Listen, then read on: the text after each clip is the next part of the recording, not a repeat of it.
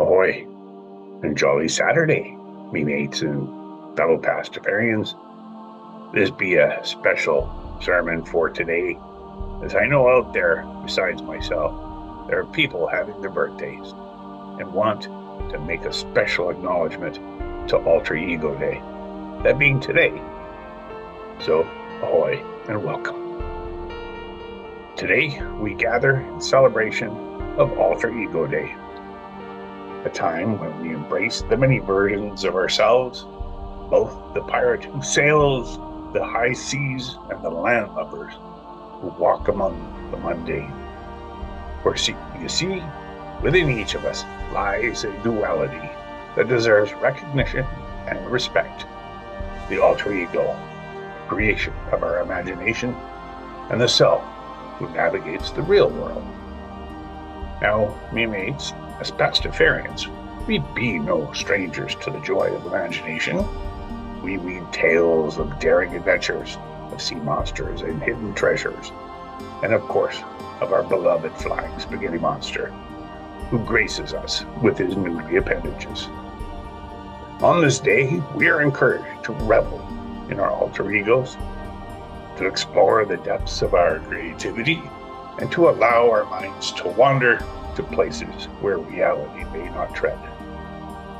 But while we celebrate the freedom to create and inhabit these fantastical personas, we must also remember the importance of keeping one foot firmly planted on the deck of our ship, the ship of reality.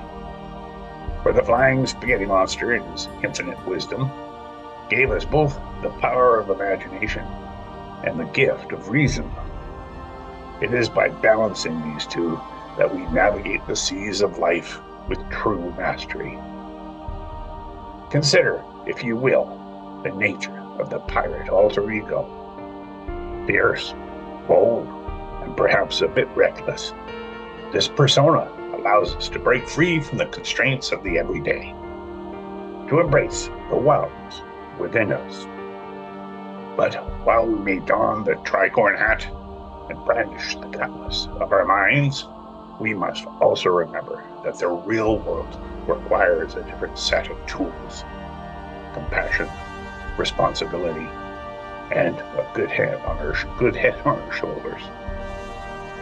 To live fully as a Pastafarian is to understand that both the alter ego and the grounded self have their place. We are not called to abandon one for the other, but rather to dance between them, much like the delicate twirl of a fork in a bowl of spaghetti. Let your alter ego inspire you. Let it bring joy and creativity to your life, but do not lose sight of the world in which we truly live. This is not to say that we should suppress our alter egos. Far from it. The flying spaghetti monster delights in our ability to dream, to play, and to explore the realms of possibility. But he also reminds us that we must return from these journeys, bringing back with us the insights and joy we've found and applying them to our everyday lives. So, on this alter ego day, I encourage you to embrace your pirate self, or whatever persona you hold dear. Let it run wild and free. Let it inspire you to new heights of creativity and adventure. But when the day is done and the sun sets on the horizon, remember to return to the reality from whence ye came, with a heart full of joy and a mind clear and sharp. For it is in the balance that we find the true essence of what it means to be a Pastafarian. We are both dreamers and doers, pirates and providers, rulers of our own imagination and caretakers of the world around us. By celebrating our alter egos while keeping a firm grip on reality, we honor the flying spaghetti monster and live our lives in a way that is both meaningful and fun. As we bring this sermon to a close, let us raise our glasses to the flying spaghetti monster, who gives us freedom to dream and the wisdom to know when to return to port.